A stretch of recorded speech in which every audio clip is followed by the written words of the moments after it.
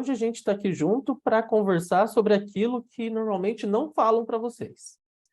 Né? Se você tem algumas dúvidas ainda que nas reuniões oficiais não são respondidas por N motivos, a gente não vai entrar aqui, né, nos motivos que não respondem, hoje a gente está aqui exatamente para responder. É a forma como a gente enxerga como é que essa RDC está sendo trazida para o mercado, são os riscos que a gente enxerga, aqui a gente está falando de profissionais, né, que tem um bom tempo aí de mercado, que entende bastante do cenário laboratorial, auditores em várias normas, então a forma de interpretar a RDC, a forma como a gente gostaria que fosse cobrado também, então a gente vai trazer tudo isso para cá, né, a forma da gente entender esse mundo novo que a RDC está trazendo. A gente vai comentar também um pouquinho sobre possibilidades de mercado, né, novos mercados que vão surgir, e como eu comentei, os riscos potenciais que essa RDC está trazendo também com a abertura de mercado, né?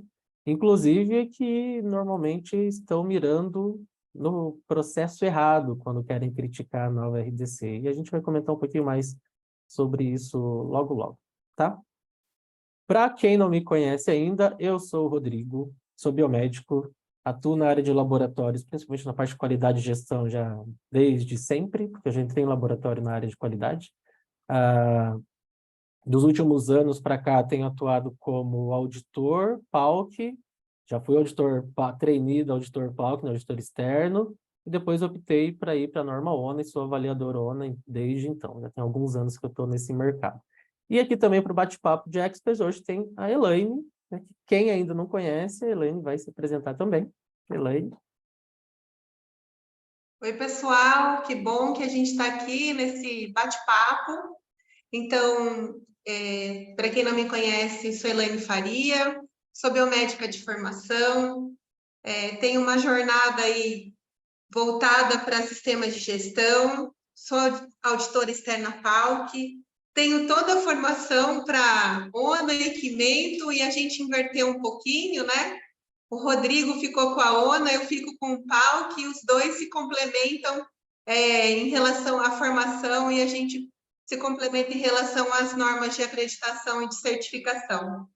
E que bom que a gente está aqui hoje para discutir um pouquinho sobre a 786.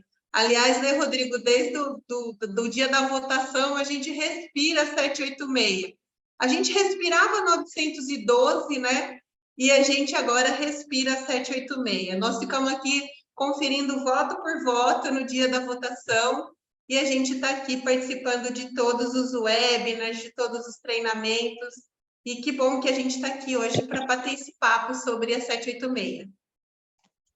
Eu passei pelos momentos de alegrias e frustrações em relação a 786, quando entrava na pauta e não era votado, acompanhava todas as minutas, fazia análise minuta a minuta de tudo que eles estavam trazendo, das mudanças que eles estavam propondo, desde a primeira versão, que graças a Deus não foi aprovada, né, da consulta pública lá, a primeira versão que eles propuseram, e aquilo lá ia dar uma dor de cabeça sem tamanho, para a gente poder avaliar. Eu nem saberia como avaliar um SADT, né, LATAC. Não saberia nem como eu ia avaliar TAC, isso. né, Rodrigo?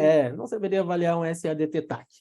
Né? E SADT eu conheço muito bem do setor hospitalar, mas TAC seria uma coisa nova para a gente. Mas eles conseguiram remodelar esses nomes, trouxeram nomes mais palatáveis, né, mais entendíveis, mais fácil da gente conseguir acompanhar e utilizar no dia a dia.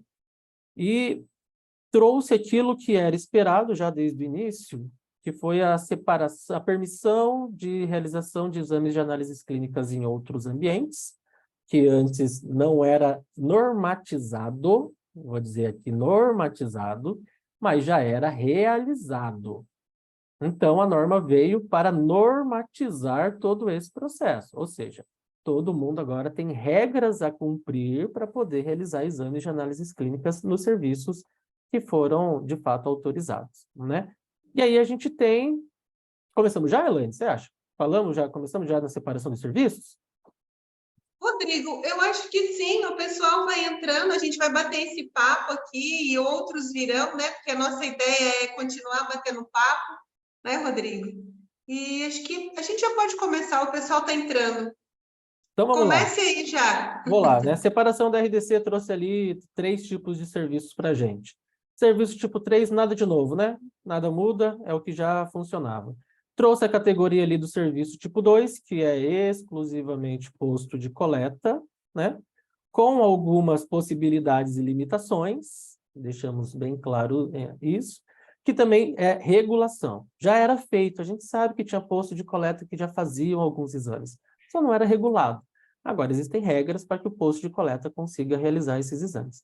E o mais inovador, digamos assim, o que trouxe de mais diferente ali para a norma, para o mercado, foi a possibilidade da realização de exames de análises clínicas em consultórios isolados e em farmácias, que é uma coisa que precisava muito ser regulado, né? Ter um processo, ter um fluxo que pudesse ser acompanhado, auditado, vistoriado pelas entidades competentes, né? E isso trouxe está trazendo muita segurança para o mercado. Porque antes a discussão era, ok, a farmácia faz o exame, faz, mas ela tem regra, que regra? Ela tem que fazer, cumprir as mesmas coisas que o laboratório? Tem, não tem? Agora não tem mais dúvida. Tem. Pode fazer? Pode. E aí depois você tem todos os requisitos que você tem que cumprir, assim como um laboratório de análises clínicas convencional para a realização desses exames, né? Claro que cada um com as suas especificidades, mas agora é uma parte regulada. E aí a gente tem essa classificação do tipo 1 A e B, que eu falo porque são coisas bem diferentes. Tipo 1A a gente pode colocar ali que é a farmácia, que obrigatoriamente ela vai ter característica, né, de exames de triagem, incluindo colocar essa informação no documento que é entregue para o paciente, seja o laudo, seja DSF laudo, enfim. Isso tudo vai estar permitido para eles, né? Desde que todas as informações estejam constantes ali, sejam constantes no documento. E o tipo 1B, que são os consultórios. E os consultórios, diferentemente da farmácia, têm característica diagnóstica. Pelo profissional que está fazendo o exame, que seria o mesmo profissional que vai analisar esse resultado, possivelmente analisaria um laudo laboratorial convencional posteriormente. Então, a farmácia tem característica de triagem que eles vão utilizar para serviços farmacêuticos, acompanhar tratamento de paciente, como é que está a adesão ali ao uso dos medicamentos. É ótimo para esse mercado, né? Tipo 1B, consultórios. Tipo 2, postos de coleta. Tipo 3A, laboratórios. Tipo 3B, que seriam os nossos laboratórios de apoio, né? Essa classificação A e B não existe, mas eu gosto de separar assim para a gente entender as diferenças de cada um dos serviços. Fica mais fácil a gente compreender essas ligações, o que acontece nesse vínculo entre cada um deles. Tudo bem até aqui? Tranquilo na separação dos serviços? O que não te falo? Já vou falar já, Elaine. Já vou jogar a bomba de cara, né? Vai, Rodrigo. A preocupação maior sempre foi, ai, meu Deus, a farmácia vai fazer exame, vou Vai perder o meu fazer exame. mercado. Não vai, gente. A RDC trouxe ali que farmácia vai fazer exame de triagem. Ponto. Ponto. Quem faz diagnóstico, e aquela frasezinha que a gente vê bastante por aí, né? Diagnóstico é feito em laboratório. E vai continuar sendo, a grosso modo, né? Na grande maioria, vai continuar sendo feito no laboratório. Não precisam se preocupar em relação a isso, tá? Qual que é a minha visão? A preocupação maior não deveria ser com a farmácia realizando o exame. Por quê? Rodrigo, mas eu vi hoje uma reportagem falando que farmácia pode fazer mais de 50 exames diferentes. Pode. E eu diria que essa reportagem já está bem desatualizada, porque a farmácia já tem a possibilidade hoje de fazer praticamente 100 exames diferentes, tá? Tudo que a gente tem ali em relação a equipamentos portáteis que são possíveis de utilizar a amostra que a farmácia vai poder realizar, sangue total capilar, prioritariamente, e SWAB. Tem ali até a questão da descarro, que também seria uma amostra autocoletada que o paciente poderia levar ali para a farmácia na hora, mas os exames que são feitos com escarro são escassos, então nem entraria, né, nesse rol para eles. Mas são exames bem comuns, tá? Que eles vão poder realizar lá. E, como eu vou frisar aqui, para acompanhamento da terapêutica do paciente. Verificar se o paciente está tomando medicamento de acordo, o farmacêutico já dá ali o direcionamento, já dá aquele puxão de orelha para o paciente não parar de tomar o medicamento que ele precisa. Ou seja, fazer uma consulta farmacêutica de acordo com o que deve ser feito no serviço tipo 1. E esse não é o problema, não é o maior risco para os laboratórios. Eu zero preocupação, de verdade, zero preocupação com exames sendo feitos na farmácia, como risco ao mercado. Eu diria que o risco ao mercado laboratorial está no nosso serviço tipo 1B, consultório. Por quê? Porque consultório pode sim fazer exame diagnóstico. É o médico que está fazendo esse exame lá na ponta. É um biomédico que está fazendo esse exame lá na ponta, no consultório dele, né? É um farmacêutico que pode estar fazendo esse exame lá na ponta no consultório dele, não esteja vinculado à farmácia, digamos assim. Então, ele vai poder fazer exame diagnóstico. E aí, vamos pensar só na parte médica? Se o médico que está lá na ponta gostar desse serviço, eu já vou explicar o porquê que ele vai gostar. E ele resolver realizar alguns exames no próprio consultório dele, onde ele se responsabiliza por isso, cumpre todos os requisitos, né? E já na hora da consulta já faz a liberação desse resultado para o paciente, não vai ter solicitação médica para ninguém, gente, nem para fazer na farmácia e nem para fazer no consultório posteriormente, no laboratório posteriormente. Então, o que pode mudar e impactar o mercado são os exames realizados em consultórios, não os exames realizados na farmácia. Por isso que eu falei, tá mirando no tipo 1 errado, né? Tipo 1, a farmácia está muito bem definido o que eles vão poder fazer. O tipo 1B, consultórios, são os mesmos exames que a farmácia pode fazer, tá? Basicamente, mesmo tipo de exame, mesmo tipo de amostra que eles vão poder utilizar para fazer os exames.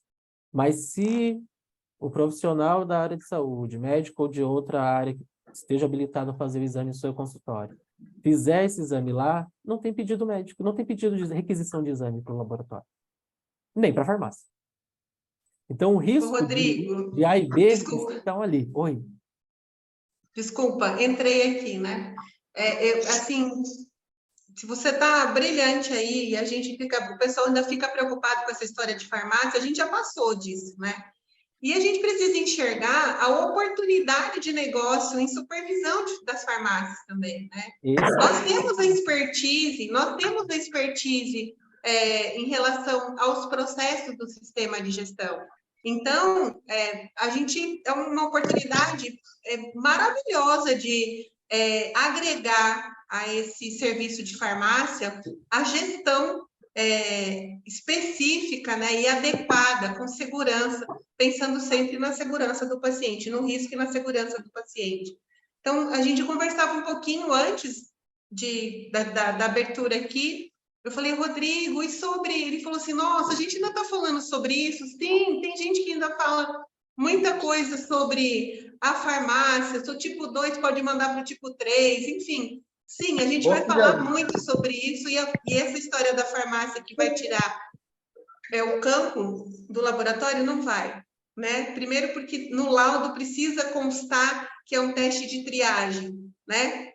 É importante isso. Agora, o consultório a gente precisa ficar atento, porque é um concorrente importante e é uma tomada de conduta imediata, com o paciente na frente.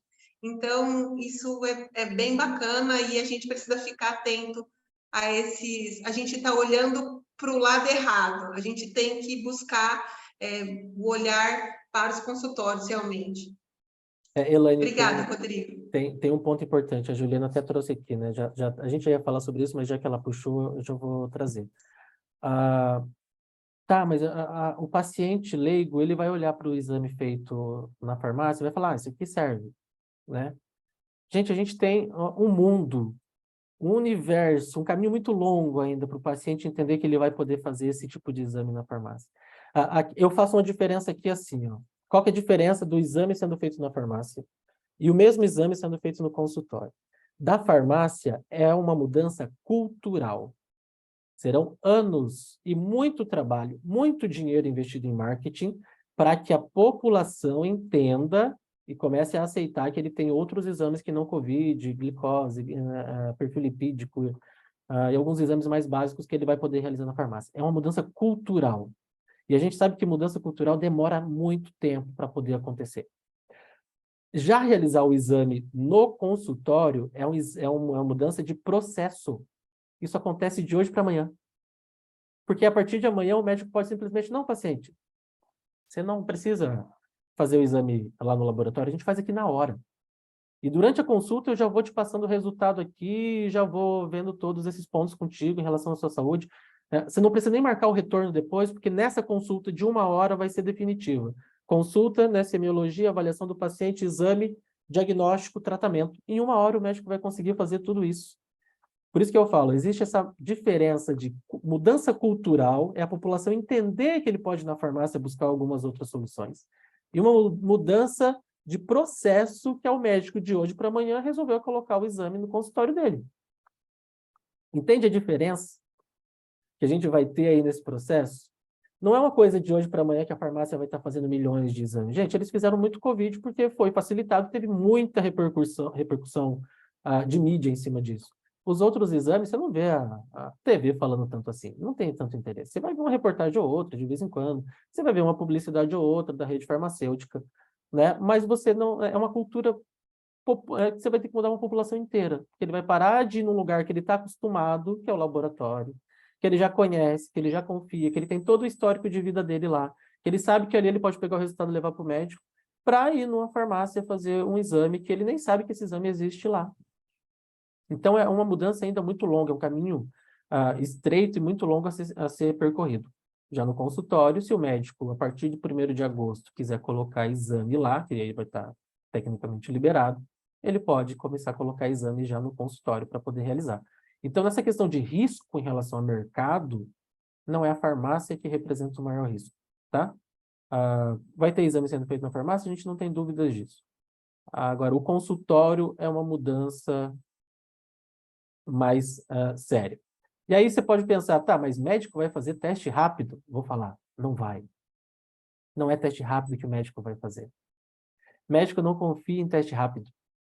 E é por isso que a gente não coloca metodologia, muitas vezes imunocromatografia no exame que a gente está liberando no laboratório para ele.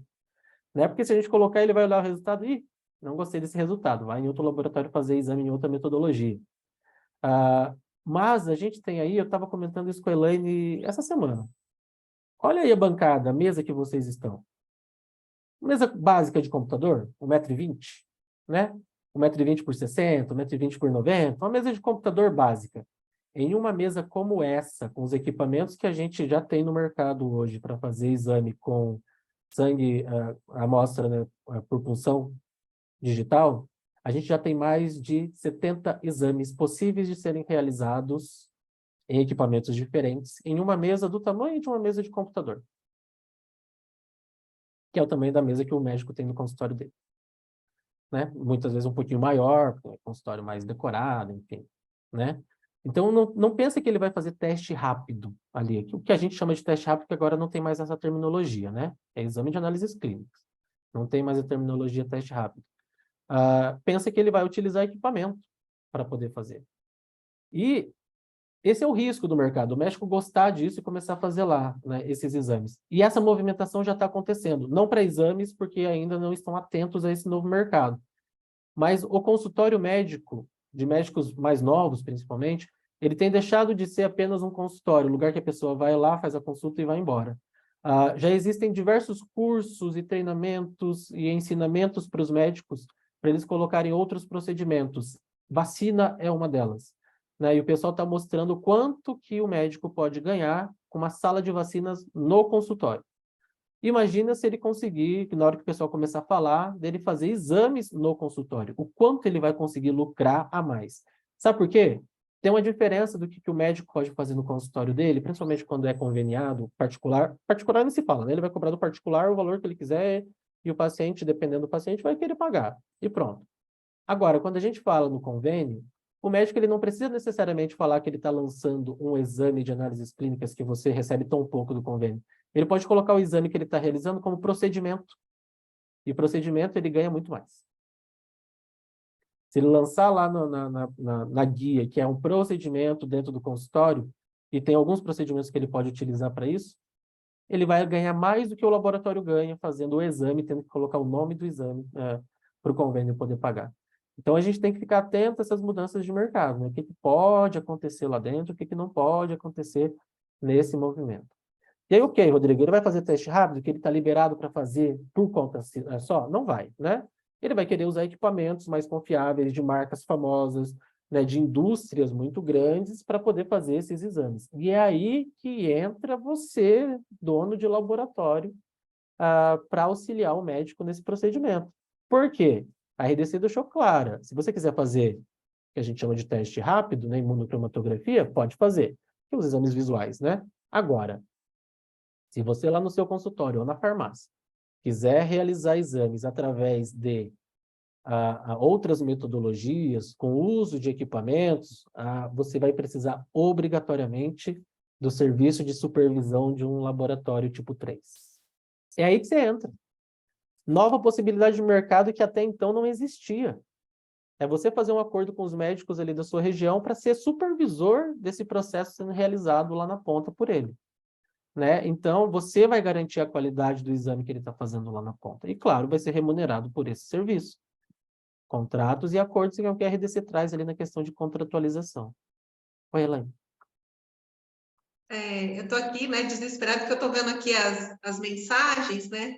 Então, assim, é bem que o Rodrigo falou, a Anvisa, ela retirou o termo, né, teste rápido, teste unitário, a gente fala teste, né? Ela não chama mais de teste rápido, porque ela retirou esse termo. Aqui o pessoal está desesperado, mas o médico pode fazer no consultório. Lembrando que o Rodrigo está falando, né, a oportunidade, que a gente está falando da farmácia, mas a gente precisa olhar para o consultório. Esse é o ponto. Porque na farmácia não será um resultado, será uma triagem, enquanto que no consultório sob supervisão é um resultado, pessoal. E aí a gente precisa falar sobre isso, né, Rodrigo? Esse é o ponto. Exato. Agora, O laboratório vai ter duas opções. Ou vai entrar em contato com o médico, fazer um acordo para ter essa supervisão no serviço lá, ou vai fechar um contrato muito bem com esse médico para que ele não faça lá e encaminhe essas amostras para é o pedido para o isso. laboratório. São essas duas linhas de ação, né? Não vai poder fugir muito disso. Ou deixar que ele decida, mas aí é um risco, né? Agora sim, ó, vejam, eu quero que a gente se coloque no lugar. Você está no consultório, a gente aqui nem está falando de plano de saúde, ninguém tocou em nome de operadora aqui, né? Isso é importante, nós estamos falando de oportunidade de negócio e que a gente está olhando para um lado e tem que olhar para o outro. Eu sou a primeira que quero resolver tudo dentro do consultório. Se houver essa possibilidade, se eu tiver um resultado que servirá de apoio ao meu diagnóstico, a um desfecho clínico, esse é o ponto importante. E sim, óbvio que isso tudo precisa ser regulado. Então, essa é a oportunidade que a gente tem que buscar. Esse é um resultado de exame e não um resultado de triagem. Esse é o ponto que a gente precisa ir afunilando, né, Rodrigo? Exatamente. Eu vi uma pergunta ali no chat perguntando se a supervisão faz parte da RDC. Faz sim. No artigo 9 e o artigo 10. Né? O artigo 9, se não me engano, o artigo 10 ele proíbe a utilização de exames que não sejam visuais, mas coloca lá que se for utilizar esses equipamentos vai precisar da supervisão de um serviço tipo 3. Então, por que o médico ou a farmácia, tá? Por serviço tipo 1, vou colocar aqui. Para o serviço tipo 1 utilizar equipamentos para a realização desses exames lá, equipamento pensando que é para sangue total capilar, tá, gente? Ninguém vai fazer coleta venosa em serviço tipo 1 de forma alguma. A RDC está proibindo. Mas para ele utilizar esses equipamentos, ele vai obrigatoriamente precisar de uma supervisão de um serviço tipo 3. É aí que o laboratório entra. Porque você vai poder tanto buscar esses pedidos médicos para realizar os exames convencionais da forma como já é feito, como realizar supervisão para esses consultórios da sua região, né? Então, você vai lá, abraça o médico, falando, você quer realizar aqui? Não tem problema. Nós vamos fazer supervisão aqui para você. E aí tem a questão da contratualização, que você vai definir quais as responsabilidades de cada um nesse processo.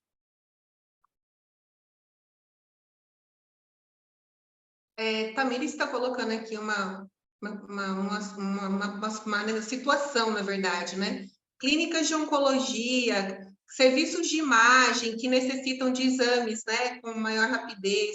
Esse é um ponto importante. E tem aqui uma outra pergunta também, um outro comentário sobre exames realizados dentro de unidades hospitalares em locais que não seja o laboratório, né, a central do laboratório. Sim, hoje a gente já existe essa situação, né, como, por exemplo, gasômetro, como, por exemplo, alguns testes dentro do centro cirúrgico, de consultórios específicos.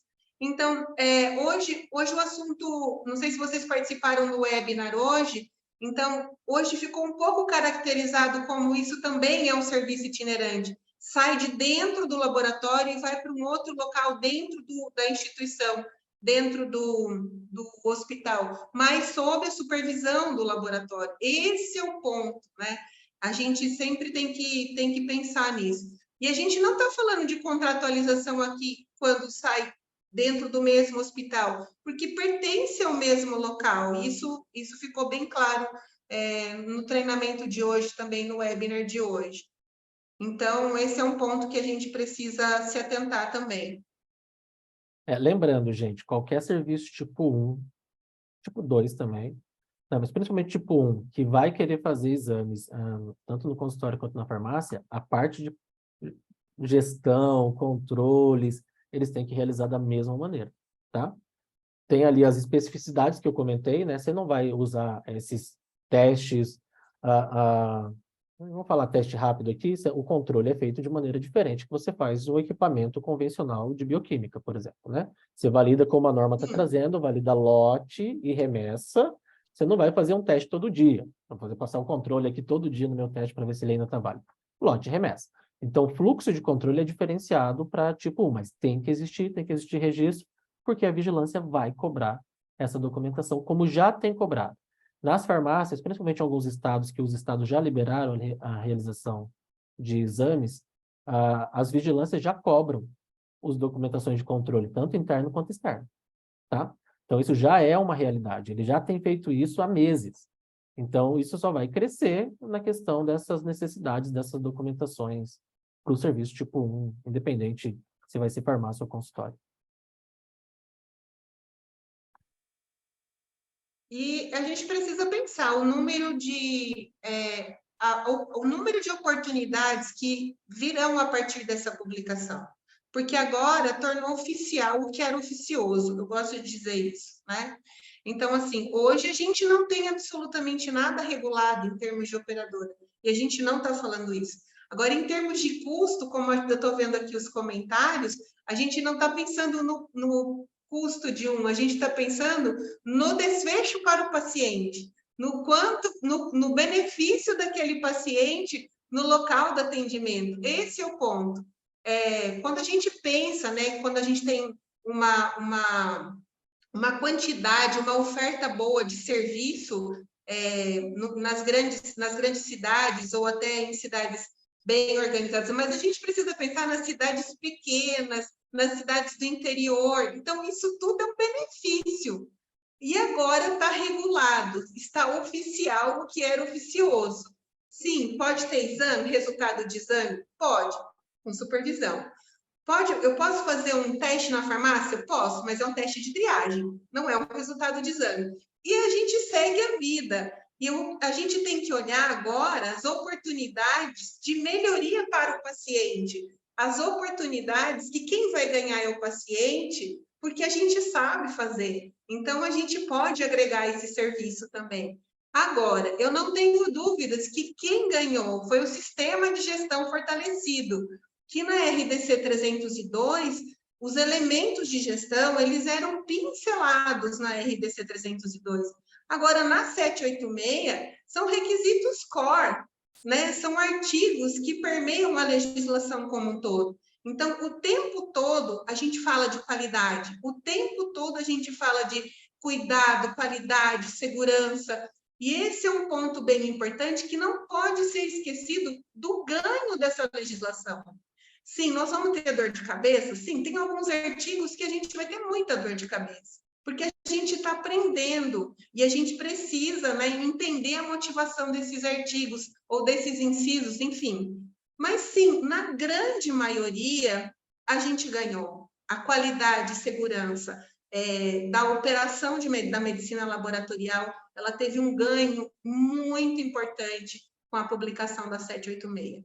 Então, isso a gente tem que olhar também com muito carinho para essa legislação. Agora, tem um outro ponto que eu vou deixar que o Rodrigo falar daqui a pouquinho. Sim, tem muita especulação em relação a vai mudar, não vai mudar. Sim, a gente está aqui entendendo todos os artigos, entendendo os incisos, entendendo o que precisa ser aplicável, o que precisa ser implantado ou implementado para quem já tem um sistema de gestão. Mas pode ser que aconteçam algumas mudanças, né? E como, por exemplo, a gente teve aí o posicionamento da Sociedade Brasileira de Patologia. E nós estaremos sujeitos, porque essa foi a regra da publicação desde o dia da votação. A legislação foi publicada, haverá um período de adaptação e as necessidades serão documentadas com um documento adicional, né, Rodrigo? Tem vários pontos ali da RDC que eles vão precisar esclarecer melhor o entendimento da Anvisa para publicação, né? Se a gente lê, quando a gente lê a RDC de ponta a ponta, fica fácil de ver que a RDC ela está muito ou quase totalmente voltada para análises clínicas, por mais que lá em cima ela fala que também é para laboratório de anatomia patológica. Mas para quem conhece o fluxo de anatomia patológica, sabe que a maioria dos requisitos ali é difícil demais de você conseguir colocar no laboratório exclusivamente de anatomia patológica. Não segue aquele fluxo. A linha de ação, o tipo de atividade é diferente. Então, tem alguns pontos que eles vão ter que esclarecer melhor. Já falaram que vai ter uma publicação específica depois para anatomia patológica. A gente sabe que tem a questão ali do transporte, que deu uma dor de cabeça danada, né? Que dizia que o paciente não pode mais levar amostras para o laboratório, exceto as amostras autocoletadas. E aí a gente corta boa parte do serviço de anatomia patológica, porque é rotina médico ir lá realizar um procedimento, fazer a coleta, entregar a amostra para o paciente, fala, leve no laboratório que você achar melhor. Liberdade de mercado, ele pode escolher onde levar, né? Com a RDC, a forma como isso estava escrita, pensando em análises clínicas, né, a anatomia patológica ficava um pouco restrita, ela não poderia levar. O paciente não pode levar isso. E aí você ficaria com venda casada. Se você vai no consultório, obrigatoriamente vai ser aquele laboratório que você vai fazer exame, né? E aí você tira a possibilidade do paciente escolher o laboratório da preferência dele. Já foi falado que isso vai ser corrigido com uma nota técnica, depois explicando como é que isso vai acontecer para laboratório de anatomia patológica. A princípio, gente, nossa visão não vai mudar, tá? O médico vai continuar coletando no consultório, o paciente vai continuar levando no laboratório de preferência dele. Para esse tipo de amostra, tá tudo bem. Por que eles colocaram que não era mais para levar o tipo de amostra? Já pensou a loucura? O paciente vai em algum lugar, faz uma coleta, pega a amostra dele e leva no laboratório?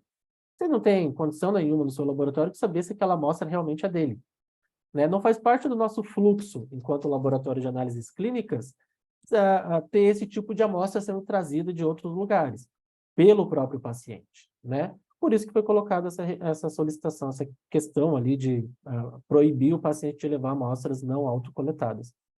E quais são essas amostras autocoletadas? O que ele pode coletar em casa? Escarro, que muitas vezes acontece dele poder coletar, urina, fezes, esperma e só. Em casa ele só pode coletar isso, né?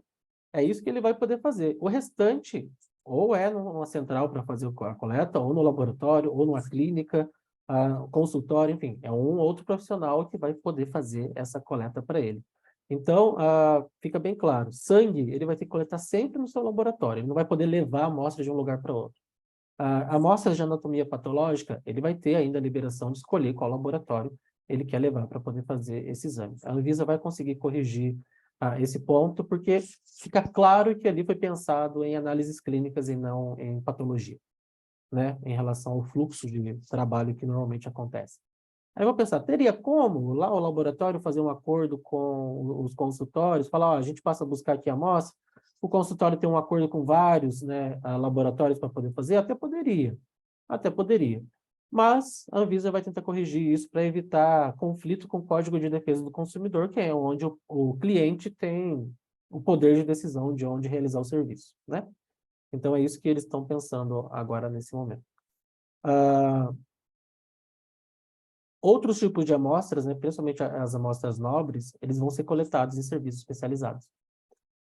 E aí, dependendo do tipo de amostra, por exemplo, líquor é coletado em hospital, tem que ter um ambiente hospitalar para poder fazer essa coleta, né? Nem que seja no ambulatório do hospital, mas tem que ser no ambiente hospitalar, porque a gente sabe que algumas coletas têm algumas peculiaridades e o paciente precisa ser internado, ficar em observação, depois da coleta, enfim, tem uns outros procedimentos.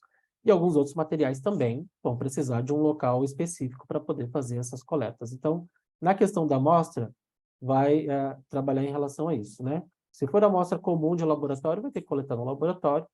Amostras autocoletadas ele pode levar para o laboratório depois. Amostras nobres precisa de um ambiente específico para poder fazer essa coleta.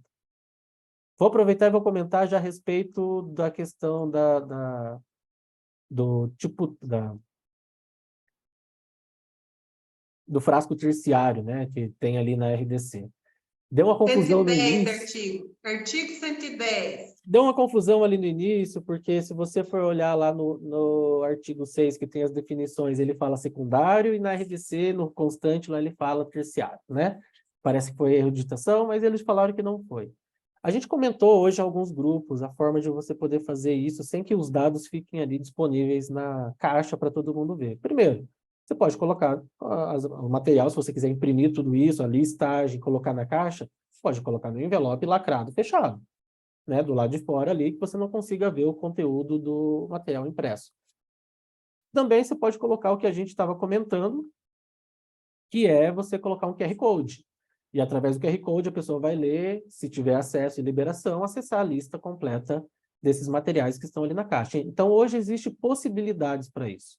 Você não precisa imprimir um papel e deixar ali colado na frente, que todo mundo consiga ver as informações que estão constantes ali, tá? Não é esse caminho que a gente tem que seguir. Usa a tecnologia a seu favor, usa um envelope escuro ali que você consiga colocar, uma pasta escura que você consiga colocar, sem que as pessoas vejam de fato qual é o conteúdo que está ali, sem precisar ir lá, pegar o papel de fato, olhar, né, ler todo o material. Então, tem formas da gente conseguir contornar essa situação sem ferir a LGPD, garantindo ali a confidencialidade dos dados. Sem colocar na embalagem também, né, Rodrigo? Sem colocar na identificação da caixa, né? Que a Porque intenção é a gente já colocar viu já ali isso tudo também. pronto, né? Não é essa a ideia, né? Você deixar tudo impresso ali já para todo mundo ver. Quer falar um pouquinho sobre a LGPD, Elaine? Eu só queria voltar um pouquinho aqui e a gente vai para a LGPD, aqui, só sobre o 107 e o 110, né? 107 sobre as amostras que o paciente não pode mais transportar e esse 110. O 107, gente, esse é o artigo que os patologistas estão brigando para que eles tenham, que os pacientes tenham essa possibilidade. E assim, a gente tem que pensar no todo, como o Rodrigo falou, principalmente nas amostras de estabilidade curta, vilo coriônico, uma amostra de medula que é coletado, como o Rodrigo colocou, e a gente vê hoje que vem crescendo a coleta de líquor mesmo em consultório, em laboratórios que têm no seu corpo clínico, os médicos que fazem a coleta de líquor. Então, esse é um ponto. E, assim, nesse momento, o que nos cabe fazer? É aguardar, seguir o fluxo e aguardar alguma definição, né, Rodrigo? Agora, sobre o 110, acalmar o coração também. Realmente não vai infringir a LGPD se a gente tiver uma estratégia interessante junto da nossa TI, né? Junto do nosso software, pensando nisso. Esse é um desafio que vem deles, né, Rodrigo? Que a gente também tem que buscar essa parceria. A hora é agora de buscar essa estratégia.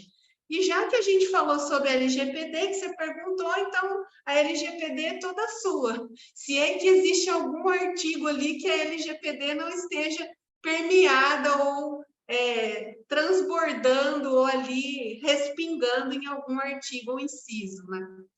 Você comentou sobre o pessoal do LIS, a gente tem que lembrar que nesse período de adequação do sistema, o pessoal também está, o pessoal de LIS, né, o pessoal do sistema também está adequando alguns processos, gente. Não é Sim, só a gente que tem que fazer, não.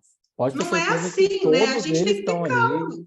trabalhando, o pessoal ali da parte de construção do sistema, né, os desenvolvedores estão ali adequando alguns processos para também estarem de acordo com o que a RDC está pedindo. Também não é da noite para o dia que eles vão entregar isso para vocês, eles vão desenvolver internamente, testar com alguns clientes, depois colocar para o mercado para todo mundo que utiliza. Faz parte do fluxo e do processo deles, né? Tem que ter um pouquinho de paciência também.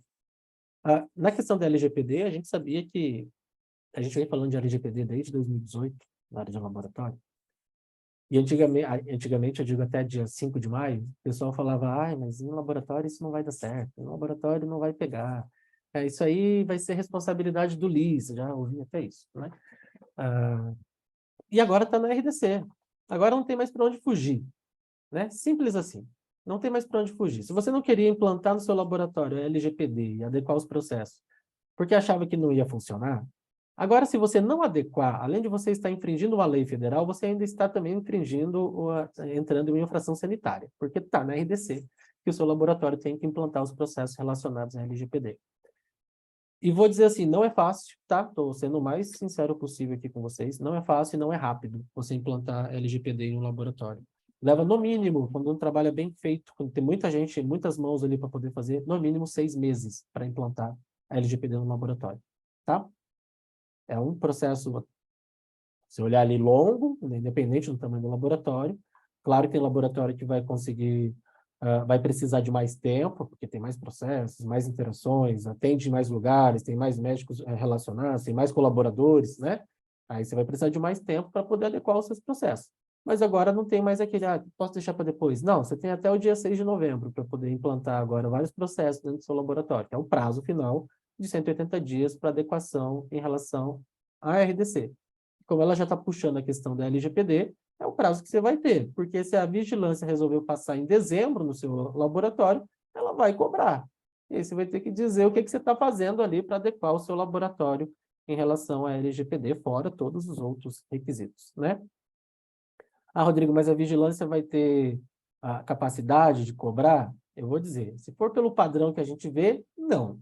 Mas como a Anvisa está se comprometendo em treinar as vigilâncias sanitárias, né, Brasil afora, e colocar ali um checklist, e eu estou falando que a gente está monitorando aqui onde a Anvisa publica esse checklist, na hora que sair vocês vão ficar sabendo, a gente vai divulgar, é bem possível que ela vai chegar para você e vai perguntar, tem? Como? Não tem?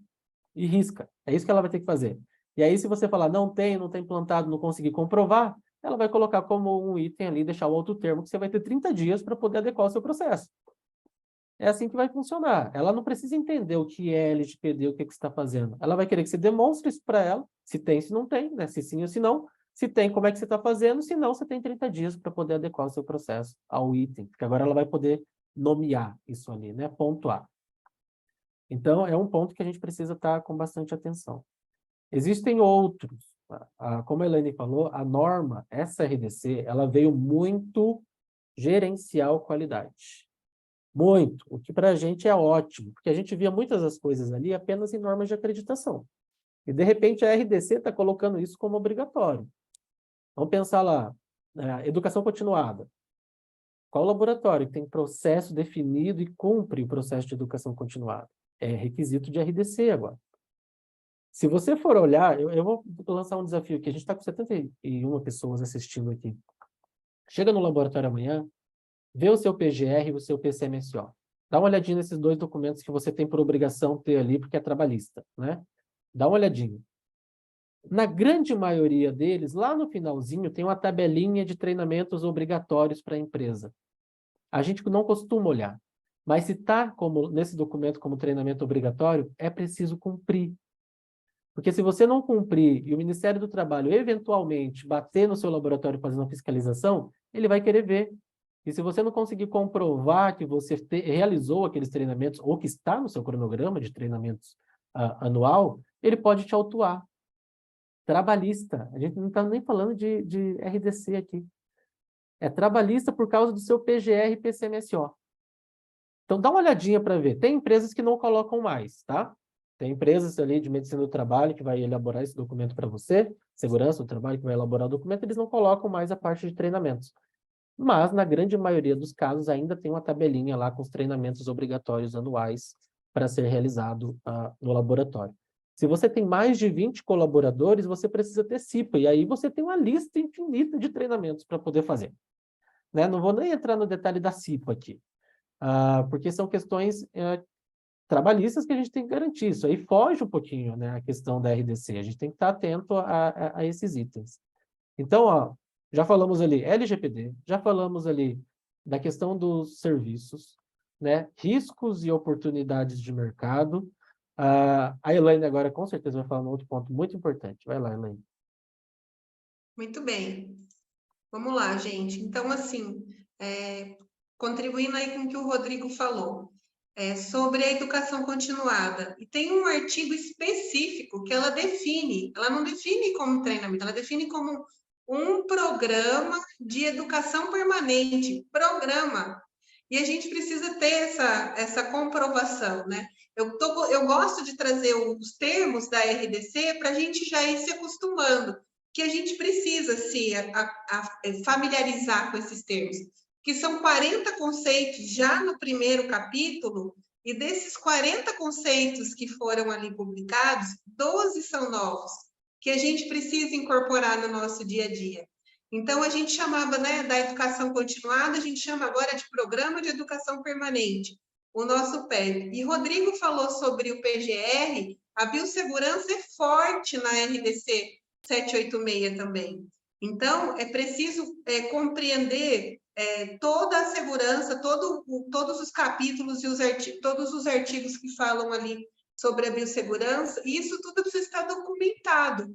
Agora, gente, vejam, a RDC não está pedindo mais do que a gente realmente precisa fazer. A gente precisa cuidar de quem cuida, né? Cuidar dos profissionais, capacitar os profissionais. Então, isso é muito importante.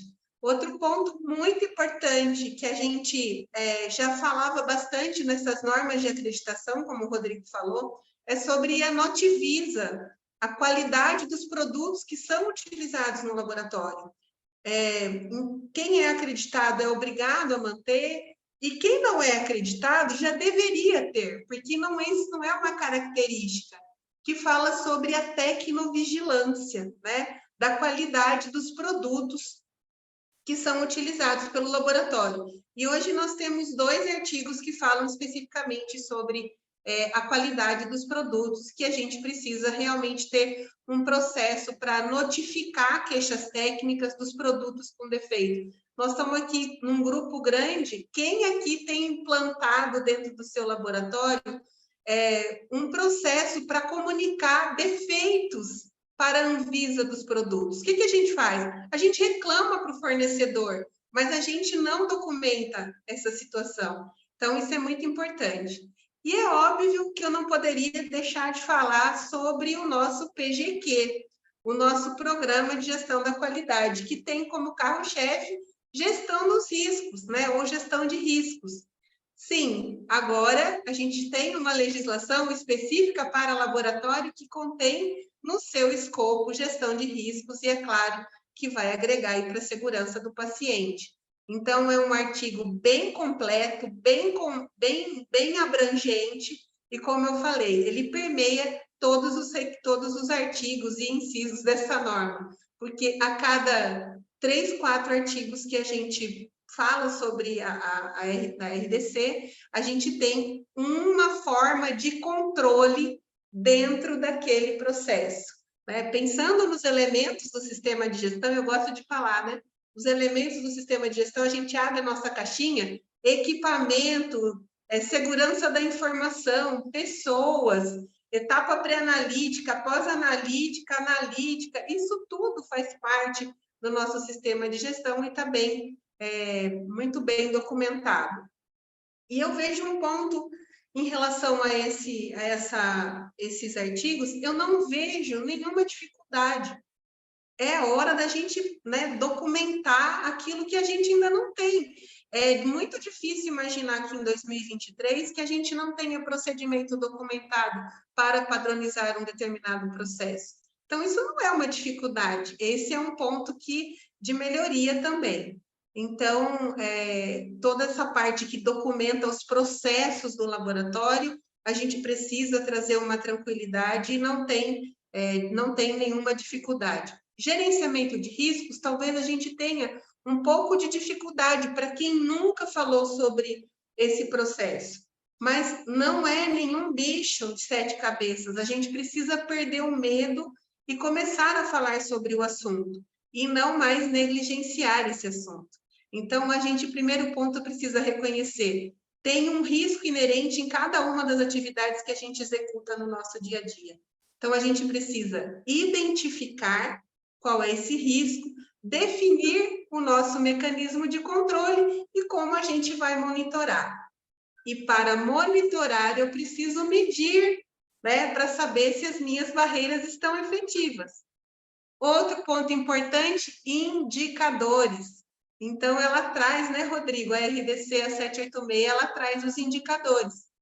E ela traz de uma forma muito inteligente, não só como uma meta própria do laboratório, ela traz o benchmarking, a necessidade de você comparar se a sua meta e o seu resultado está de acordo entre os pares. Então, vejam que esse período que a gente ficou de 2005 até 2023, a gente realmente precisava dessa versão padronizada e voltada para a qualidade e segurança dos processos. O nosso resultado impacta numa tomada de decisão. E eu fico, né, bem feliz que está bem organizado na 786. Rodrigo, falando um pouquinho sobre processos, vamos falar um pouquinho sobre laudos já, ou sobre a coleta primeiro? Sobre cadastro e coleta, o que você acha? Boa, dá para falar um pouquinho do fluxo, sim. Aí eu Então, termino, vamos lá, falando termino das depois falando novidades do aí laudo. no cadastro, o que vai impactar? E na coleta? Coisas que a gente não via necessariamente ali na RDC 302, estava lá, mas o pessoal ignorava, né? Que é a definição de etapas no seu processo de coleta. A gente sabe que o TAT, principalmente o TAT, ele é feito em partes menores, o TAT total, a gente tem as partes menores, e agora a gente precisa identificar todas essas partes menores. Então, eu preciso definir quem que é o meu colaborador que fez o cadastro, né? Quem que é o meu colaborador que fez a coleta, que é uma das informações que normalmente a gente não coloca. Isso não vai para o laudo, mas é importante estar no gerenciamento inicial dessa amostra. Né? Rastreabilidade, gente, precisa estar de ponta a ponta. Rastreabilidade significa que se você que tem acesso à gestão desse processo, eu tenho que te perguntar quem é o responsável por cada uma das etapas e você tem que me responder. Vamos pensar, é de agora para trás? Não, né? A gente não vai fazer retroativo isso. É de agora para frente. Mas vamos pensar que daqui a um ano eu perguntar para você quem foi que fez a coleta do paciente ABC no dia tal, na unidade tal, você vai ter que conseguir buscar isso no sistema e identificar essa informação. Saber de cor ninguém vai, né? Até porque o colaborador troca de área, troca de setor, de unidade de coleta, a gente vai ter que ter essa definição muito bem alinhada no nosso processo. Ela traz ali uma coisa muito importante, que é o cadastro do nome social, o que é um direito, mas antes não estava na RDC, a gente tinha uma normativa federal específica para isso, uma lei federal para isso, que estava muito mais vinculada ao setor público, mas o privado acabou abraçando para poder cumprir também, e agora está na RDC, que se o paciente tiver nome social, eu preciso ali garantir que ele seja utilizado e que ele seja chamado pelo nome social. Até aí tudo bem, garantia de direitos. Mas aí tem outro ponto importante, que na hora do cadastro, o sexo que você vai informar lá é o sexo biológico.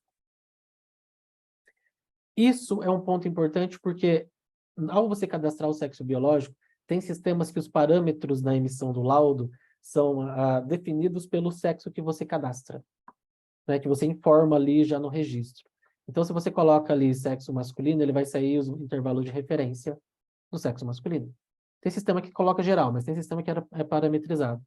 Isso vai facilitar, muitas vezes, o modelo de laudo que você entrega para o paciente, né? Com informações específicas para a situação dele para o cadastro. Quem que vai ter que fazer a interpretação?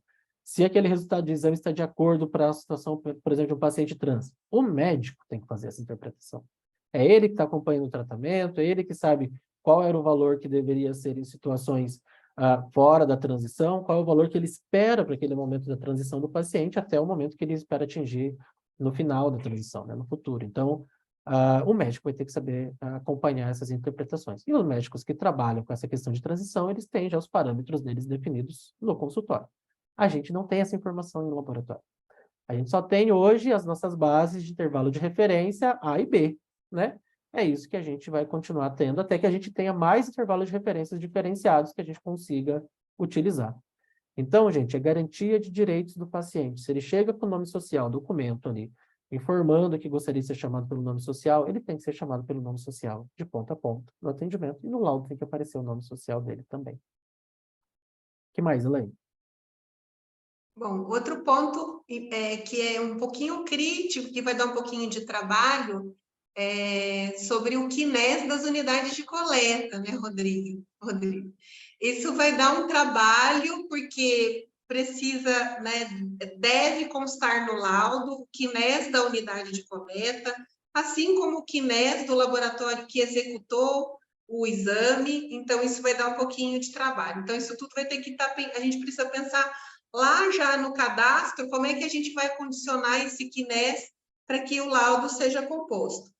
Outro ponto importante da pré-análise, né, vem do cadastro ali. O cadastro, a gente precisa constar toda a informação em relação a horário, a rastreabilidade inteira. Falando um pouquinho de horário de coleta, tem um ponto bem dolorido que é o 102, o artigo 102, que ele fala o quê? Que na etiqueta da amostra ou na amostra precisa constar o horário de coleta. Esse é um ponto também, esse é o meu ponto. Eu falo que eu tenho algumas dores, são 10 dores que eu tenho na RDC 786, e o 102 é uma dor. Principalmente para quem é de unidade hospitalar, eu já vi aqui Luísa comentando, Tamires comentando, da necessidade, do porquê. Então, isso tem, né? Isso vem de uma CLSI, a gente já discutiu isso num grupo, não sei se o Regis está aqui também, que a gente já discutiu. Isso vem de uma diretriz, isso já é praticado lá fora. Agora, o como que a gente vai conseguir levar essa situação, talvez não seja impresso na etiqueta, talvez seja escrito, porque quem sai para uma coleta domiciliar que leva a etiqueta impressa não vai conseguir imprimir no dia anterior ou imprimiu às 6 horas da manhã, não será o horário, né, na amostra, o horário real da coleta. Mas o porquê disso? A gente sempre tem que perguntar o porquê. E Jussara coloca aqui, é justamente pensando na estabilidade da amostra. Para unidades hospitalares, isso é muito forte, tipo gasometria. Eu tenho 30 minutos para realizar. Então, o André Rezende mesmo fala, como o laboratório vai inserir esse horário na etiqueta da coleta, é uma definição do laboratório. Como que isso acontece lá fora? É manual, não tem muito jeito, porque senão a gente vai ter um horário que não é o verdadeiro. Então, esse é um ponto bem crítico e que a gente vai precisar realmente trabalhar com a nossa equipe e entendendo o porquê. Essa regra do horário, eu acho ela importante, pensando na estabilidade e pensando em unidades hospitalares, mas é uma dificuldade que, se a gente não tiver uma cultura do porquê, será uma informação que não será utilizada apropriadamente. Então, esse é um risco bem que a gente está pensando em como ainda mediar. Mas esse é o motivo do porquê que ele existe. Ela não vai ser um Sim, outro problema para ponto forte. ambulatório, né, Desculpa. O Oi? serviço ambulatorial não vai ter problema nenhum, porque cadastrou, entrou, coletou, é isso. Agora, quando a gente tem outro serviço, por exemplo, como você comentou, coleta domiciliar, coleta empresarial, em algumas situações, como eu já trabalhei lá atrás, a gente tinha contrato com postos de saúde, onde a gente coletava no posto de saúde do município, né? E aí era coletado das 7 às 10h30, mas que horário que eu coletei desse paciente? 7h30, 10h30, né? 9 horas, que muda a estabilidade de acordo com o horário, tipo de amostra que eu estou fazendo ali. E hospitalar, com certeza, né? Porque a gente sabe que a rotina da UTI é feita de madrugada, na maioria dos lugares, O cadastro da rotina da UTI, quando o sistema não é interfaceado, é feito à noite, antes da meia-noite, imprime aquele calhamaço de etiqueta, identifica os tubos, coloca tudo bonitinho. Tá tudo errado, tá? Mas eu estou falando como funciona de verdade. Né? Identifica, coloca ali na rack, tudo bonitinho dos pacientes para poder ir lá na UTI coletar de todo mundo. E aí o cadastro é feito naquele horário lá atrás, você colocou já a etiqueta tudo certo, às 3 da manhã, 4 da manhã você vai coletar lá. Você perdeu o indicador, porque você, né, o indicador seu já foi para as cucuí, né? Porque você não vai conseguir ter um processo certinho do horário de cadastro, horário de triagem e coleta desse material, liberação, seu TAT já foi. Você não vai ter essa rastreabilidade, que horário de fato isso foi controlado, porque na maioria dos sistemas você não consegue alterar o horário da coleta lá na hora. Porque, ok, se você cadastrou antes, mas coletou de manhã, e aí na hora que você vai buscar triar, você conseguir alterar o resultado do horário da coleta, tranquilo, você vai conseguir informar isso no sistema. Mas os sistemas ainda não estão 100% parametrizados para isso. São poucos os que te dão campo para você poder fazer essa edição. Então, por isso que eu falo, o pessoal do sistema também está se adequando a esse novo cenário, essas novas exigências, né? E aí a gente vai ter que implantar isso no laboratório. E assim, aqui Marcela está trazendo desse risco da duplicidade de informação do rastreio, né? Na etiqueta da coleta e no horário. Isso, essa é uma dor que a gente realmente vai precisar dimensionar, extrapolar as possibilidades para gerenciar, né? Mitigar esse risco. O que realmente a gente vai ter que fazer. E assim, ouvindo um pouquinho o grupo de inspetores e da vigilância também, que eu estou nesse meio, é uma dificuldade geral. Mas pensando do porquê que ela aconteceu, ela tem uma lógica de existir. Isso vai dar trabalho. Então, esse é um ponto. E essa rastreabilidade, ela não vai para o laudo, tá? Porque o horário da coleta saiu da obrigatoriedade do laudo. No artigo 138, ele não traz horário da coleta no laudo. Essa rastreabilidade é justamente pensada na estabilidade da amostra e na rastreabilidade da informação que fica no sistema.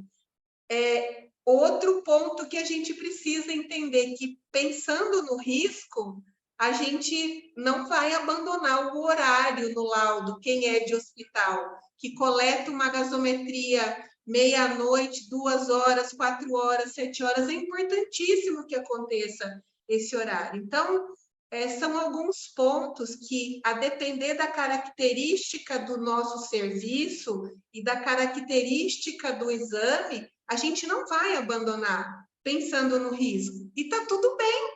A gente tem um requisito gigante na RDC que fala que a gente tem que dimensionar o risco e que tem que impor barreiras. Então, vejam que ela é bem abrangente e a gente vai ter que ir cortando em relação a esses artigos que se conversam e que são um pouco conflitantes. Muito bem. Rodrigo, vamos aproveitar então já falar um pouquinho sobre a posse, depois a gente fala sobre equipamentos e laudos, equipamentos e controles? Deixa eu só falar do laudo rapidinho aqui, que tinha uma vertente, tinha um pessoal aí falando que serviço tipo 1 não ia precisar emitir laudo, tá? Bom, ótimo. Balela! Informaram errado para eles, não interpretaram errado.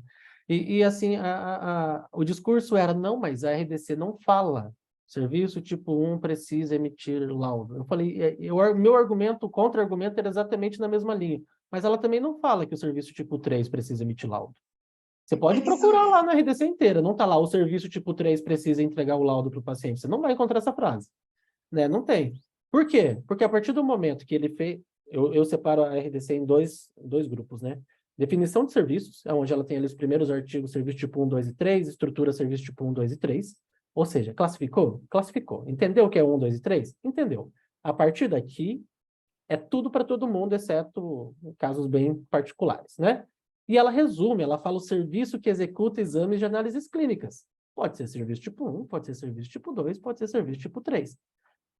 E lá diz que os serviços que executam exames de análises clínicas precisam emitir laudo. Se você for olhar lá no artigo 6, na definição de fase pós-analítica, diz que a fase pós-analítica dos serviços termina com a emissão do laudo e a entrega para o paciente. Então, está mais do que claro, né, gente? Laudo é obrigatório para qualquer um dos tipos de serviços. Só tem a questão da farmácia ali que ela tem a possibilidade, ela tem a obrigatoriedade de fazer laudo pela RDC e fazer a DSF pela 44, né, RDC 44. E ali foi permitido que ela tenha um documento só, desde que garanta a integridade das informações das duas exigências. Serviço tipo 1 farmácia, então, ela pode ter um documento só com todas as informações, está tudo bem. Mas ela tem que ter laudo emitido, ponto, e acabou, tá?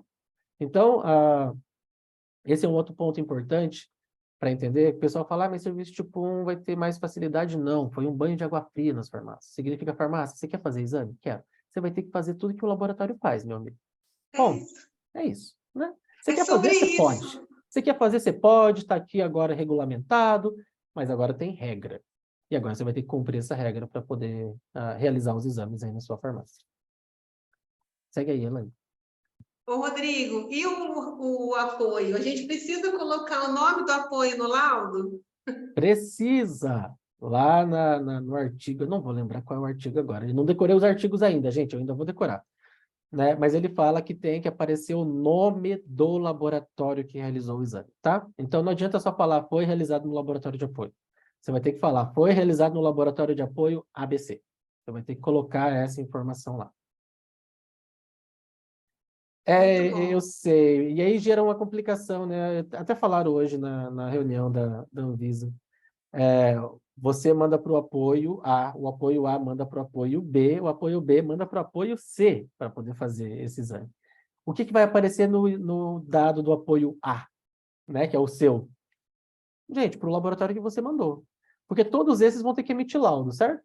Do D vai ter que aparecer no do C vai aparecer no B, do B vai aparecer no seu, que é do A, que foi para onde você mandou fazer o exame. Tudo bem? É o 139, viu, Rodrigo? 138, 139, esses são os artigos. E aí, vai ter tanto quinés no laudo, né? Principalmente. O laudo de creatinina vai ocupar uma folha. Só com essas informações. Imagine, né, gente? O quanto que esse é um outro ponto que, para quem é do lead, né, do software, vai ser um Dor de cabeça para desafio eles também, colocar essas informações, né? porque o apoio não libera, Principalmente. né? O apoio não libera esse dado hoje. Então, eles vão ter que buscar esse dado lá no apoio, porque pensa, o apoio tem 5 unidades diferentes. Em qual unidade esse exame foi realizado? Não sabemos, né? Então, essa informação vai ter que vir do apoio, e aí o sistema vai, né, o LIS vai importar isso de algum lugar para poder conseguir colocar no seu. E aí vai dificultar um pouquinho quando a gente fala em interoperabilidade, né? Quem condicionar com intervalo de referência ou com exame, a gente vai criando essa complexidade. Então, isso é bem, bem importante. Sobre retificação de laudo, já que a gente falou sobre laudo, só para falar, a retificação permanece. Outro ponto importante que permaneceu foi a comunicação de resultados críticos, né? Retificação de laudo permaneceu, comunicação de resultados críticos permaneceu, óbvio, né, gente? Nós estamos falando de uma norma, né, que voltada com um foco no risco e na segurança do paciente. O tempo todo a gente pensa na segurança do paciente. E agora, falando um pouquinho, nós falamos sobre processo, pré-análise e pós-análise, vamos falar sobre o analítico agora, da importância do analítico. Então, tem assim, alguns pontos que estão nebulosos e que a gente precisa definir. Para começar, a gente só pode agora calibrar os nossos instrumentos, porque agora tudo é instrumento, né?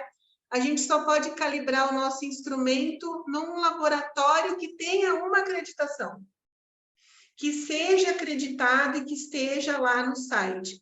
Então, como qualificação de fornecedor, a gente só pode comprar calibração de uma entidade, né, que tenha uma acreditação específica. Esse é um ponto que a gente precisa se atentar.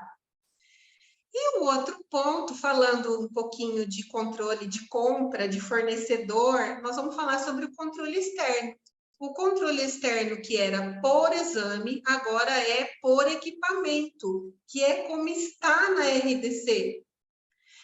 Então, esse ponto, ele também é uma das minhas dores. Eu estou imaginando um laboratório que tenha os modulares de mesma metodologia, de mesma tecnologia, e que ele tenha uma linha de equipamentos e que eu precise encaminhar, comprar um controle externo para esses modulares.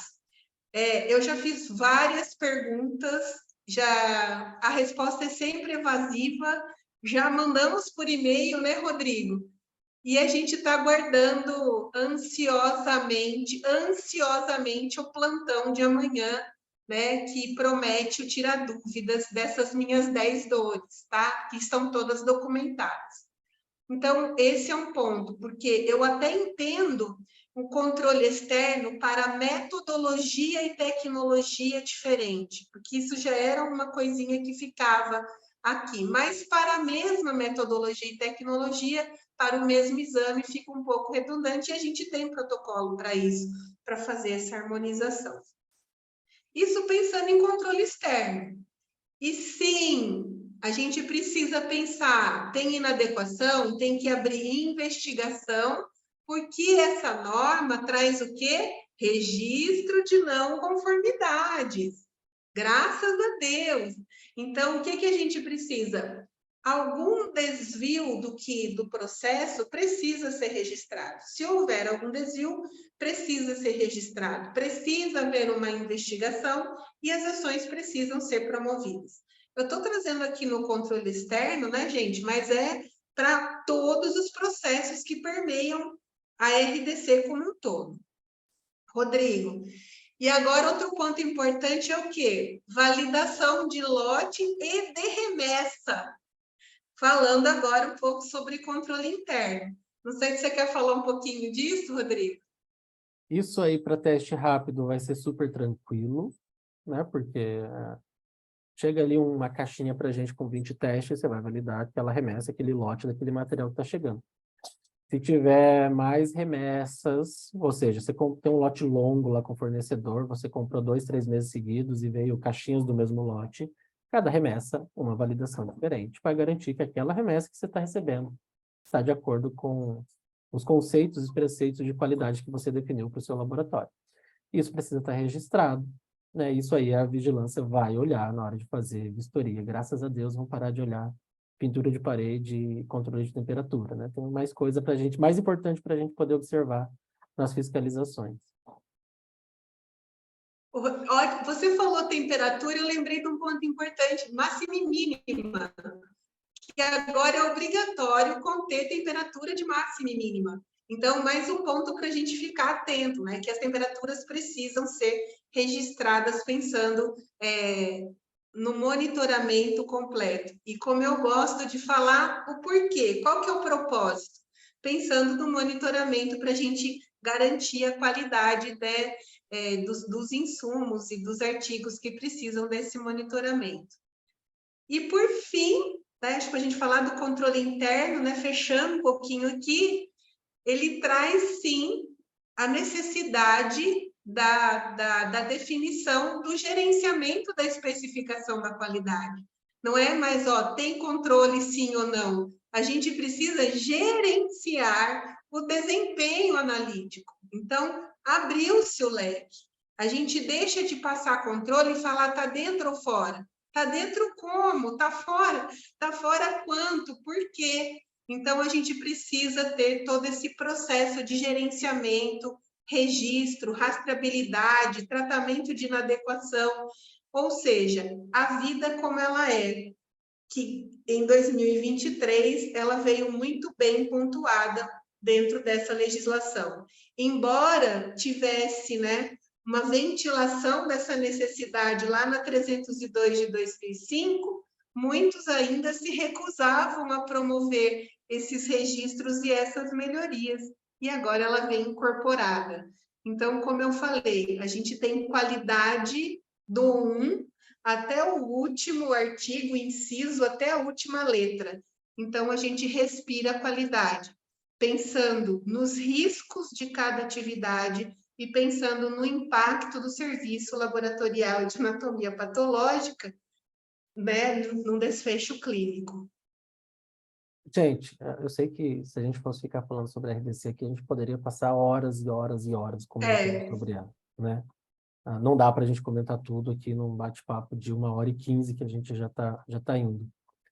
Mas, assim, para encerrar o nosso bate-papo hoje, eu queria comentar assim com vocês. Essa RDC, ela é muito gestão, tá? Muito gestão de processo. Eu estava comentando com algumas pessoas nos grupos hoje. Mas a gente vai ter que gastar mais dinheiro, vai ter que, né, investir mais coisas. Pensa que tudo ali ela está focada na segurança do paciente. Então, o que está exigindo ali é garantir os processos para que sejam feitos com qualidade, para que o resultado que seja entregue para o paciente seja um resultado fiel àquilo que realmente precisa ser, né? Então, para que a gente consiga cumprir todos esses requisitos, obrigatoriamente é gestão de ponta a ponta dentro do laboratório. E quando eu falo gestão, é gestão da qualidade, gestão financeira, gestão de riscos, né? Gestão de equipamentos, tá lá que é normativo agora. Gestão de documentos, também normativo agora. Gestão de treinamentos. Então, a financeira ela não está lá. Mas se a gente não tiver uma gestão financeira no laboratório, a gente não consegue cumprir todas as outras partes de gestão que a RDC nos obriga a cumprir. Muito obrigado por terem ficado com a gente até aqui, 21 e 23. A gente sabe que não é fácil, né? Todo mundo tem as suas famílias para poder dar atenção agora. Essa conversa é muito importante para que vocês consigam dar aí seguimento e andamento dentro do laboratório. Precisando, você sabe que tem a gente ali no grupo, tem no WhatsApp, chama, a gente vai conversando, vai interagindo ali, vai ajudando vocês no processo, porque a nossa missão é essa, né? Influenciar vocês para transformá-los em especialistas, em experts do processo de gestão da empresa. Se você olhar o nome da BI, é BI Expert Gestão. A gente trabalha com isso, gente. É gestão do laboratório de ponta a ponta. Tudo bem? gente, obrigada, tá? Encontro vocês em breve, em mais um bate-papo, em algum curso. Que bom, é sempre muito bom conversar com vocês. O caminho está aberto, a gente está aqui, sempre pronto, né, Rodrigo, para poder fortalecer o nosso serviço de saúde. Muito Sempre. É a bom. nossa Obrigada, missão. gente. Gente, até mais. Até o próximo bate-papo aí que a gente vai marcar em breve. Tchau, tchau.